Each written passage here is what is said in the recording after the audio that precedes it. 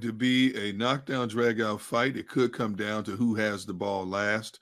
If that Eagles defense played a similar game as they did against Detroit, they're going to get beat. But I trust the players are going to look at their film over and over and over, and they have, and correct some of the mistakes, especially gap control on the running plays, because I did not expect. I knew DeAndre Swift is a quality back. He's one of the better backs in the league. I knew Detroit had a good offensive line. See, people who said there were two folds of people. I expect them to blow out Detroit. I never expected them to blow out Detroit. Number one. Number two, the strength of Detroit's team was their offensive line. They had 3 first-round picks on that offensive line. 2 of them didn't play because of injuries, but the backups played well. Detroit has a really good offensive line, and they have a couple of good running backs in Swift and Jamal Williams as well, and they both ran the ball hard. Swift had $144 rushing total. They had 161, but I was surprised they had 161 yards rushing on this Eagles defensive front.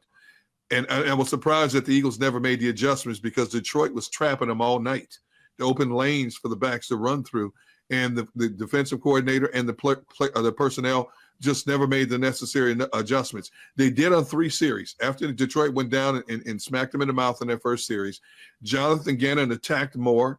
And you can see Jared Goff is not a comfortable quarterback. There's some quarterbacks that dare you to blitz them, and they'll beat you all day in a blitz. Jared Goff is not one of those quarterbacks. Jared Goff, you could tell he was nervous, got rid of the ball, overthrowing the ball, underthrowing the ball.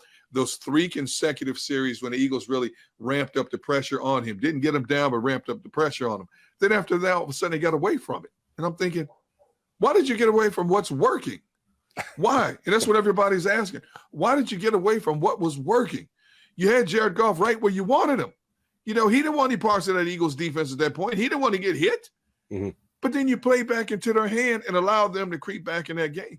But even with that said, when it was 31-14, 38-21, I still thought the game was over. And all of a sudden, 38-28, 38-35. They got a little too hairy. But you know what, Mark? We can hem and haw and moan about what they should have done better. But when you look across the league at some of the crazy outcomes of the games in that first week, which is standard, everybody's rusty the first week. It's like opening auditions. The fact that the Eagles came out on top is the most important thing. Mm-hmm. They didn't get embarrassed like Dallas did. They didn't blow a game like Cincinnati did. They didn't blow a game like Tennessee did and allow the Giants to win that game. They weren't the Colts and the Texans playing to a 20-all tie. First week of the season, we have a tie already. I mean, seriously. So the Eagles did get the W, and they will improve from there. I still can't get over the Giants winning that game. They were down 13 at halftime. Titans put them. I thought they put them away when they went up 20-13, and they didn't, unfortunately. But I hate to say this though, Brian Daboll is going to get that program right. He told all the players in training camp, "I'm going to be an aggressive coach.